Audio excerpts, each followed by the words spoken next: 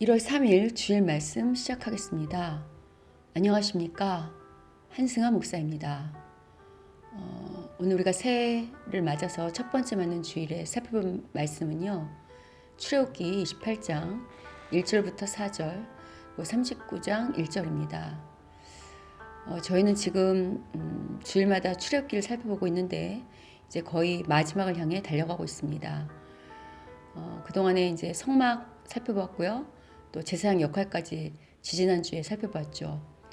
오늘 본문은 제사장의 옷에 관한 본문입니다. 특별히 오늘 본문은요. 제사장과 대제사장을 구별하지 않고 그냥 대제사장을 제사장으로 말하고 있습니다. 이 옷을 이제 가지고 우리가 제사장 역할을 살펴볼 건데요. 종종 옷은 그 사람이 누군지 그 사람의 신분과 그러니까 직업을 나타냅니다. 예를 들면 경찰은 경찰복을, 또 소방관은 소방관복을 입는 것처럼 옷은 자신들이 누군지를 잘 드러내고 있죠. 이처럼 옷은 그 사람의 직분과 사명을 담아냅니다. 그래서 오늘 본문의 이 제사장의 옷을 통해서요. 우리가 제사장의 사명을 좀 더 깊이 살펴보고 또 이 제사장 옷에 담기는 하나님의 뜻을 헤아려 보려 합니다. 특별히 오늘 우리가 읽기는 28장 그 1절과 4절 그 앞부분만 읽고 또 39장 1절만 읽었지만요. 제사장의 옷을 그 출애굽기 28장 전체가 잘 설명하고 있거든요. 그래서 그 28장 전체와 또 필요한 그 밖의 본문들을 가지고 함께 나눠보도록 하겠습니다. 이 제사장의 옷을 가장 먼저 입는 사람은 바로 아론과 그 아들들이 입게 됩니다. 오늘 본문 4절을 보시면요. 제사장이 지어 입어야 할 옷을 흉패, 에봇, 겉옷, 반포, 속옷, 관과 띠라고 말하고 있습니다. 먼저 이제 이 에봇은요. 제사장의 가장 기본이 되는 옷입니다. 여러분이 혹시 요새는 인터넷이 잘 돼 있으니까 인터넷에 제사장의 옷 하면 그 제사장의 옷 사진이 나오고 옷의 명칭이 이제 나옵니다. 저희가 이제 함께 예배를 드리면 그 사진을 제가 보여드리면 되는데 우리가 지금 코로나 때문에 이렇게 온라인으로 예배를 드려서 제가 그 사진을 보여드리기가 좀 어렵거든요. 그러니까 여러분께서 집에서 그런 제사장의 옷이 이제 있는 그런 사진을 좀 참고해서 오늘 말씀을 들으시면 훨씬 이해가 더 용이하실 것 같습니다. 일단 제사장의 기본이 되는 옷이 바로 에봇이거든요. 근데 이제 에봇은 에봇 그 자체보다요. 에봇에 붙이는 그 두 어깨바지 견대와 가슴에 붙이는 흉패가 중요합니다.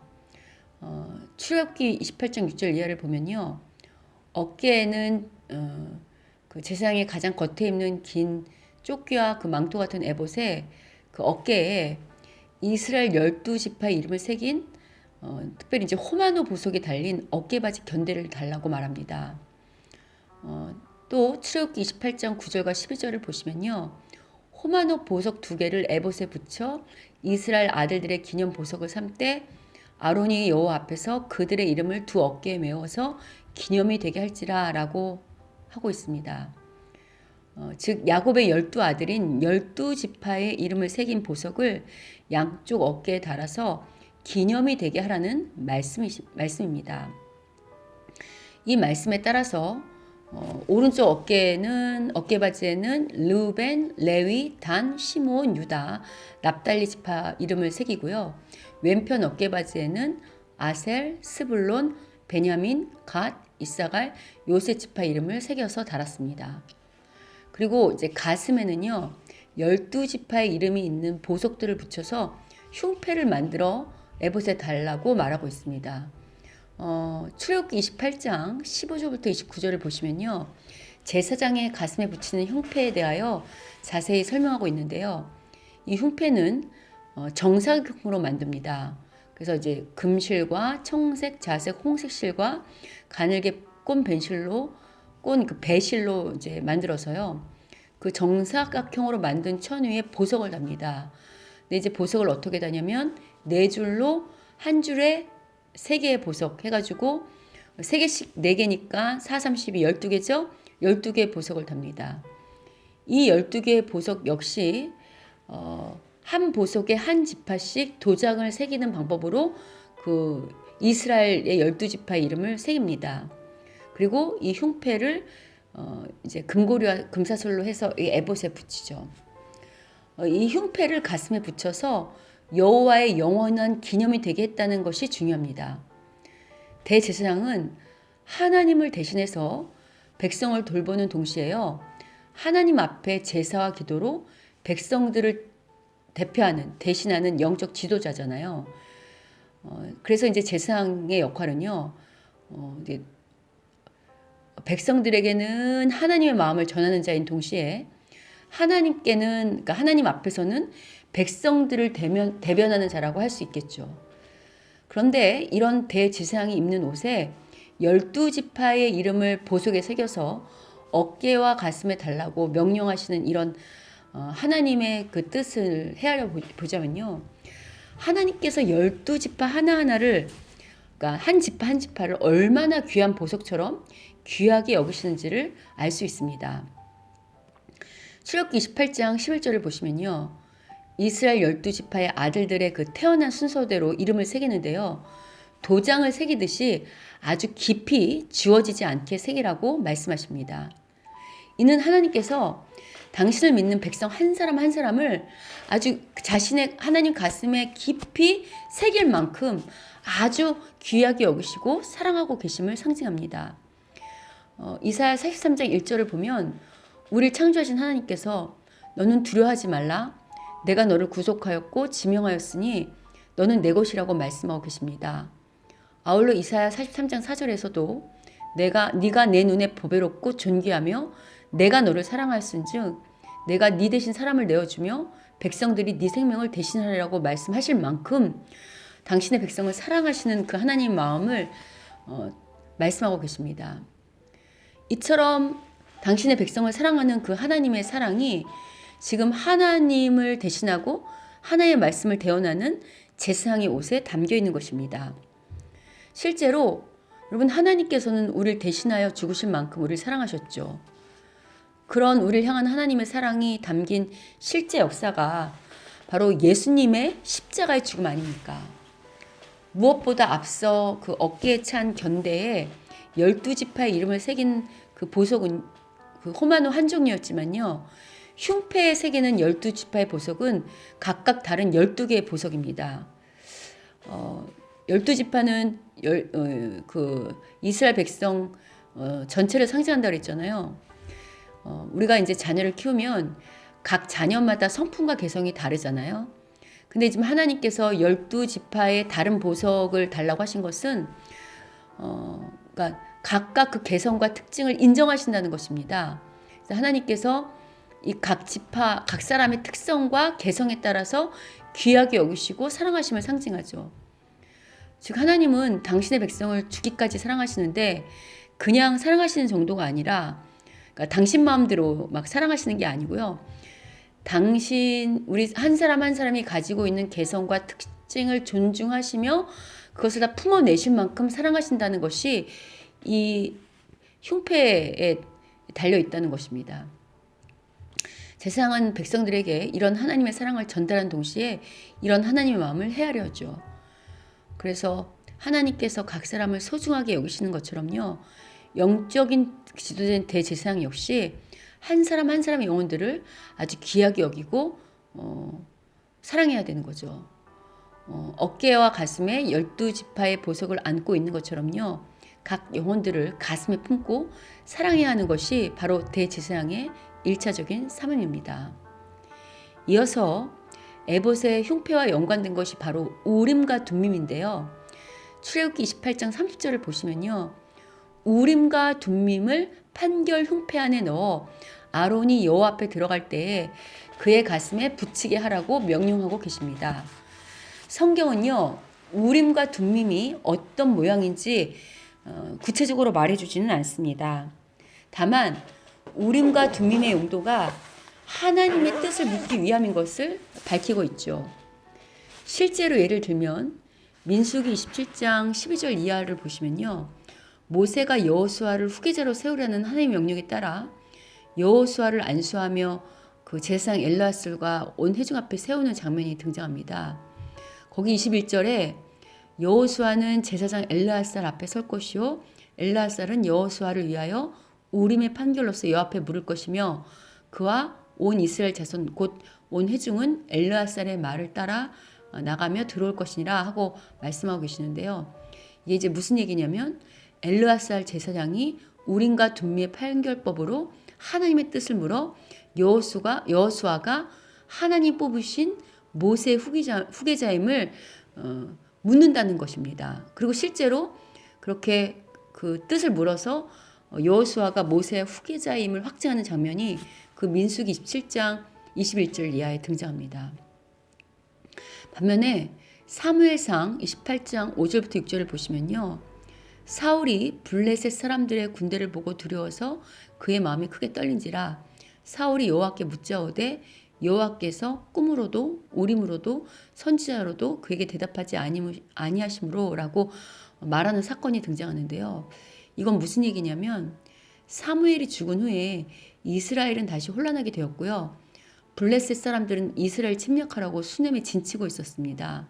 그래서 이 전쟁에 앞서서 사울이 두려우니까 하나님의 뜻을 물었지만 하나님께서 사울의 물음에 대답하지 않으셨거든요.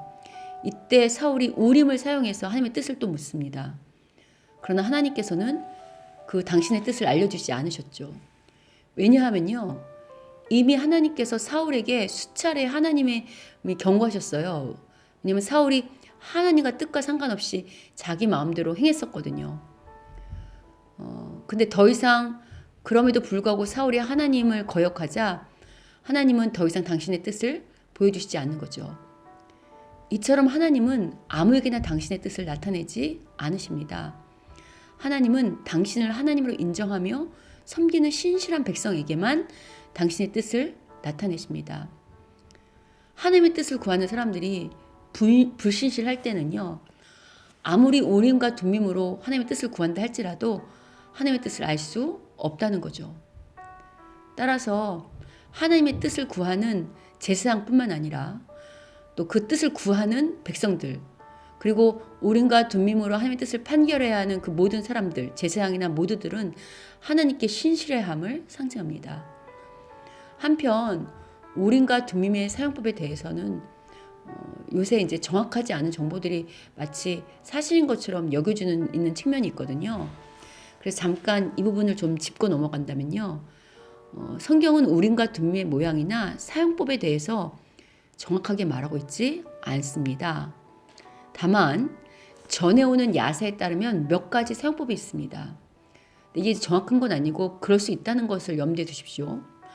제일 첫 번째, 우림과 둠밈으로 물었을 때요. 우림, 즉 빛이 나오면 긍정으로 판단하고 둠밈은 완전이라는 이제 뜻인데 그 완전이 나오면 부정으로 판단하였다고 합니다. 또 어떤 학자들은 어떤 야사는 우림은 흰 돌이고 둠밈은 검은 돌인데요. 돌을 꺼낼 때 그 흰 돌인 우림이 나오면 긍정으로 둠밈이 나오면 부정으로 판단하였다고도 합니다. 또 어떤 이는 우림과 둠밈 둘 다 두 돌은 다 같이 긍정과 부정의 표시인 돌인데요. 하나님 뜻을 물을 때 두 돌을 꺼낼 때 둘 다 긍정이면 긍정이고 양쪽 모두 부정이면 부정으로 이렇게 취급하고요. 만약에 두 돌이 서로 다르게 나오면 보류로 판단하였다고 합니다. 그리고 이제 네 번째가 흉패에 붙인 보석과 연관해서 보석에 빛이 나는 순서대로 글자를 찾아서 하나님의 판결을 찾았다고도 하죠. 이처럼 우림과 둠밈의 사용법에 관해서는 여러 가지 견해가 있지만요. 앞서 언급한 것처럼 성경이 정확하게 말하고 있지 않기 때문에 우리가 확실하게 알 수는 없습니다. 그리고 무엇보다 오늘날 우림과 둠밈을 우리가 사용하지는 않잖아요. 중요한 것은 제사장이 어떤 일을 결정하거나 판결을 내릴 때 수시로 우림과 둠밈으로 하나님의 뜻을 물었다는 사실이 중요하죠. 이처럼 제사장은 철저하게 하나님의 뜻을 따라야 함을 의미합니다. 그러니까 오늘날 제사장은 바로 우리들이잖아요. 영적 지도자들뿐만 아니라 이제 모든 믿는 자들. 그러니까 영적 지도자들을 포함해서 오늘날 그리스도인들은 온전히 하나님의 뜻을 따라 행동하고 결정해야 하며 그 말씀대로 순종해야 하는 것을 강조하고 있는 것입니다. 다음으로 출애굽기 28장 8절을 보시면 에봇 위에 매는 띠라고 하면서 그 제사장이 매는 띠에 관한 설명을 하고 있습니다. 그러니까 이제 에봇 위에 매는 띠요. 그런데 이 띠를 설명하는 출애굽기 28장과 29장에서요. 이 띠를 정교하게 짜라 혹은 정교히 짠 띠라는 말씀을 4번이나 반복합니다. 그럼 이 띠가 의미하는 바가 무엇인가가 중요하겠죠. 오늘날 여러분 신약에서 종들은 띠를 띠고 섬기는 일을 했습니다. 이는 대제사장이 최고의 높은 직분이지만 섬기는 직분이어야 한다는 것을 말하고 있죠. 이는 하나님 나라와 세상의 원리가 얼마나 다른지를 보여줍니다. 여러분 세상은 높은 주에 있는 자들은요. 그러니까 세상의 높은 주에 있는 자들은 섬기기보다 섬김을 받는 것을 당연하게 여기잖아요. 그게 세상의 원리죠. 그런데 하나님 나라는 높은 지위로 가면 갈수록 섬기는 나라라는 것입니다. 특히 여러분 이런 예를 잘 보여주신 게 하나님이시자 하나님이 아들이신 예수님께서 인자가 온 것은 섬김을 받으려 함이 아니라 도리어 섬기려 하고 자기 목숨을 많은 사람들의 대속물로 주려 함이라고 말씀하시고 실제로 이렇게 하신 것을 통해서 우리가 알 수 있잖아요. 여러분 이 세상에서 창조주이신 하나님보다 더 높은 지위를 가진 자가 있겠습니까? 온 세상과 사람을 만드신 창조주인 하나님도 섬기시는 걸 본을 보이시는데 이런 본을 통해서 우리에게 말씀하시고자 하는 건 뭐냐면요. 하나님께서 이 세상을 창조하셨을 때 본래 하나님이 이 세상을 다스리고 이 세상에 돌아가는 원리는 힘 있는 자가 약자를 섬기도록 지으셨다고 그런 원리대로 세상을 창조하셨다고 말씀하고 계시는 거죠. 그런데 세상이 타락해서 약자가 힘 있는 자를 섬기는 타락한 세상이 된 거잖아요. 즉 이걸 오늘말로 말하면 을이 갑을 섬기는 것이 아니라요. 갑이 을을 섬겨야 한다는 것입니다. 이게 어찌 보면 당연한 게요. 갑이라는 사람들은 훨씬 많은 힘과 부와 능력이 있는 거잖아요. 하나님께서 그렇게 많은 힘과 능력과 부를 주신 것은 그것을 가지고 갑질하라고 주신 것이 아니고 그것을 가지고 을과 같은 약자를 돕고 섬기라고 주셨다는 거죠. 그렇게 섬기고 살아야 그런 세상이야말로 행복한 세상이 되지 않겠습니까? 그래서 예수님께서 누구든지 첫째가 되고자 하면 무사람의 끝이 되며 무사람을 섬기는 자가 되어야 한다고 말씀하신 것입니다. 다음으로 제사장의 속옷과 겉옷입니다. 속옷에 대하여는 출애굽기 28장 39절과 40절에서 말하고 있습니다. 이 속옷은 특별히 직조한 가는 배로 속옷을 만들었는데요. 이 속옷은 출애굽기 29장 4절부터 5절을 보시면요. 물로 몸을 깨끗하게 씻고 입어야만 했습니다. 이는 백성을 대신하여 제사를 지내는 제사장의 기본은 먼저 자기 자신의 속사람부터 정결케 해야 함을 말하고 있습니다. 이런 제사장의 정결함은요. 겉옷에서도 잘 나타납니다. 여러분 출애굽기 28장 31절부터 35절을 꼭 읽어보십시오. 거기 이제 읽어보시면요. 제사장의 겉옷은 에봇의 밑에 받쳐 있는 그 청색 겉옷입니다. 이 청색 겉옷에 석류를 수놓고 금방울을 그 밑에 일정 간격으로 매달아서요. 대제사장이 걸어 다닐 때마다 딸랑딸랑 이렇게 금방울 소리가 나도록 하였습니다. 그리고 이 금방울 소리가 나지 않으면 대제사장은 죽게 된다고 말씀하고 계십니다. 즉 하나님의 임재를 상징하는 언약궤가 있는 지성소에는 오직 대제사장만 들어갈 수 있거든요. 그런데 이렇게 하나님을 만나는 대제사장이 거룩하지 않는다고 한다면 그 대제사장은 죽게 된다는 것이죠. 그러니까 죽으면 움직이지 않으니까 방울소리가 안 나잖아요. 따라서 이 백성들의 죄를 대속하는 제사를 지내는 제사장에게 제사보다 더 중요한 것이 무엇인가? 바로 성결해야 하는 것. 성결한 삶과 태도임을 강조하는 거죠. 그리고 이렇게 딸랑딸랑 울리는 금방울 소리는 지금 대제사장이 하나님께 정결하며 합당하게 쓰임받고 있음을 상징하는, 나타내는 증거가 되는 겁니다. 그래서 이런 대제사장의 그 딸랑딸랑 나는 그 소리를 통해서요, 대제사장뿐만 아니라 온 이스라엘 백성과 성소에서 일하는 제사장과 레위인들이 이 금방울 소리, 딸랑딸랑 소리를 듣잖아요. 그러니까 이런 소리를 들을 때마다 하나님이 임재를 상징하고 우리가 성결하게 살아야 된다는 것을 다시 한번 깨달으며 두렵고 떨리는 마음으로 하나님 보시기에 합당한 제사와 삶을 드리게 되는 것을 말하고 있는 거죠. 그 다음으로 중요한 것이 바로 제사장의 머리에 쓰는 관입니다. 출애굽기 28장 36절부터 39절을 보시면요. 거기에 너는 또 순금으로 패를 만들어 도장을 새기는 법으로 그 위에 새기되 여호와께 성결이라 하고 그 패를 청색끈으로 관 위에 매되 곧 갓 전면에 있게 하라 라고 말씀하고 계시거든요. 제사장 머리에 쓰는 이 관에서 가장 중요한 것이 바로 이 여호와께 성결이라고 이 관 위에 그 패에 쓰여진 글자입니다.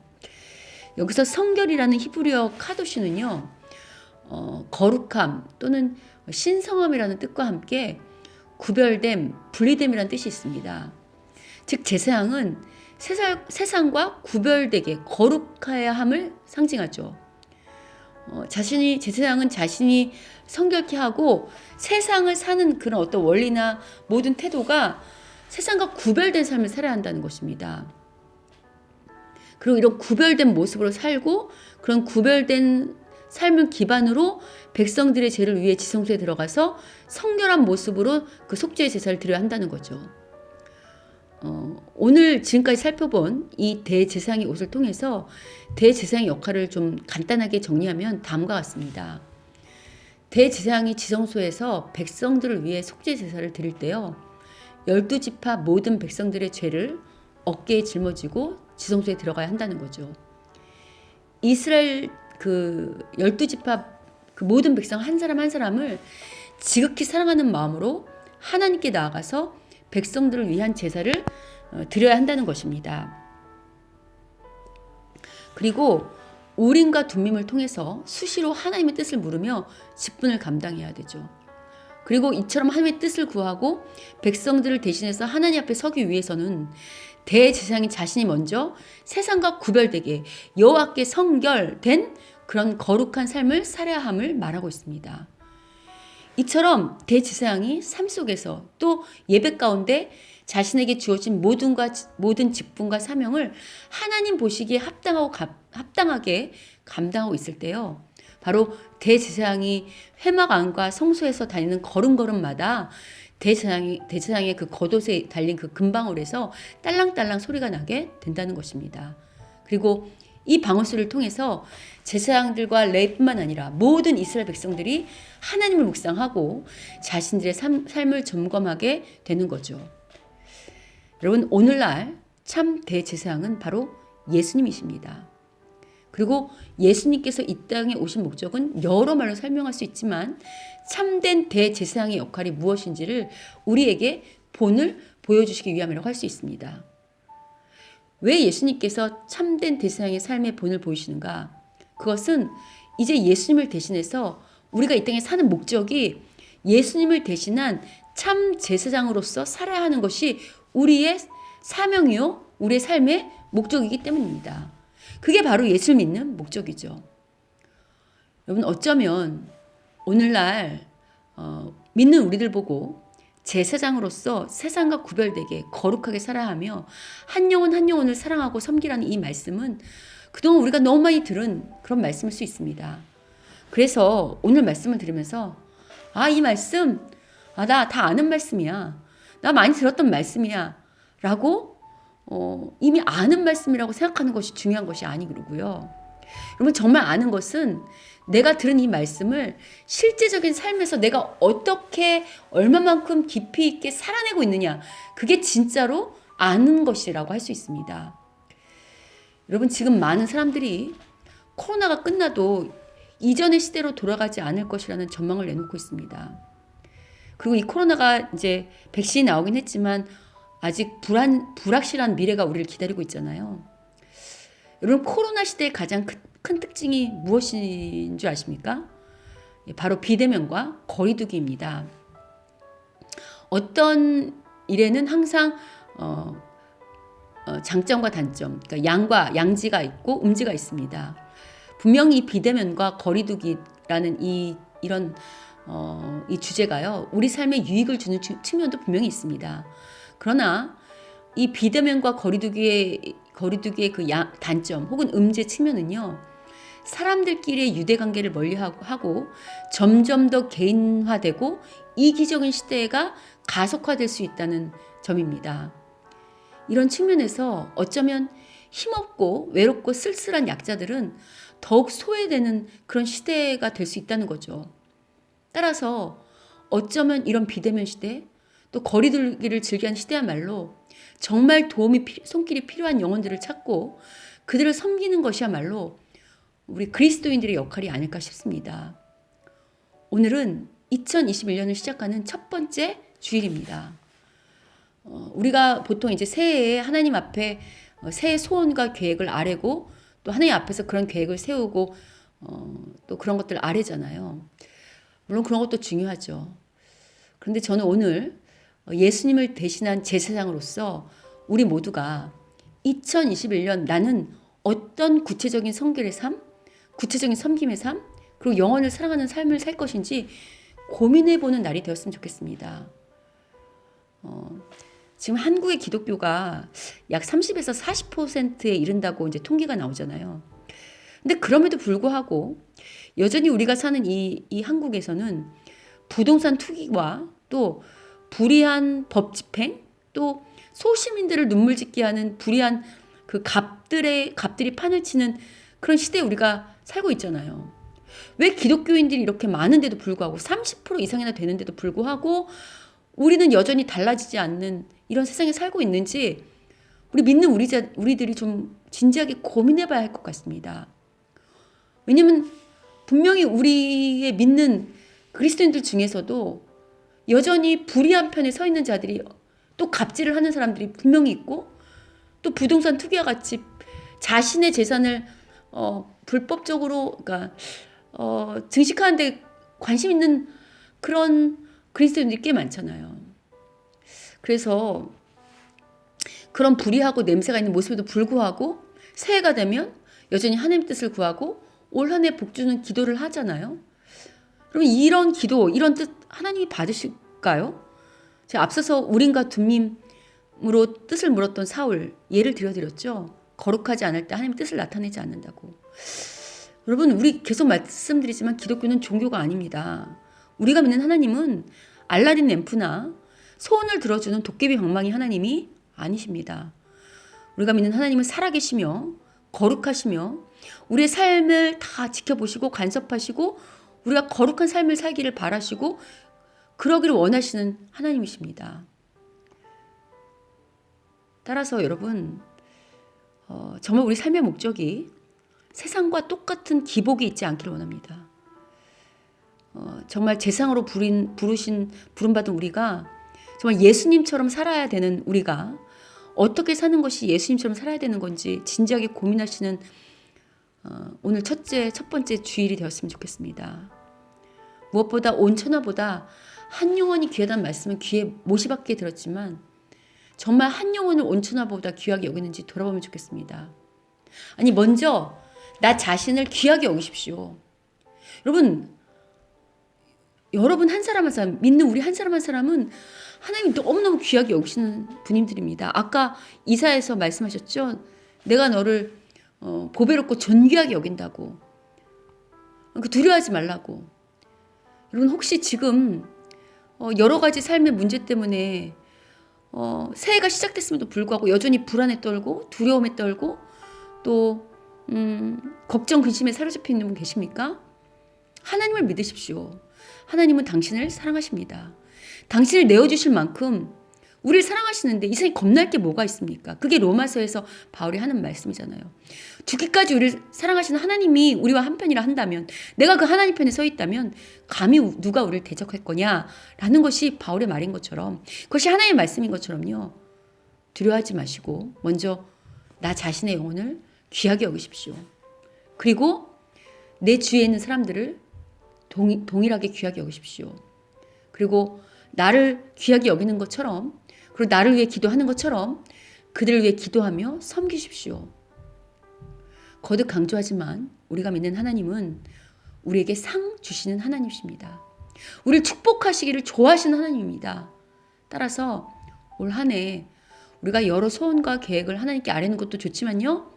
먼저 하나님 보시기에 합당한 제사장을 우리가 서고, 먼저 내 영혼을 귀하게 여기고, 그리고 내 삶을 귀하게 성실하게 살아가고, 그리고 어떤 나와 내 가족만을 위한 이기적인 소원과 계획으로 사는 것이 아니라 정말 하나님의 영광과 하나님의 사람들을 세우고 하나님 나라를 세우는 그런 소원과 계획과 그런 삶을 살기로 결단한다면요.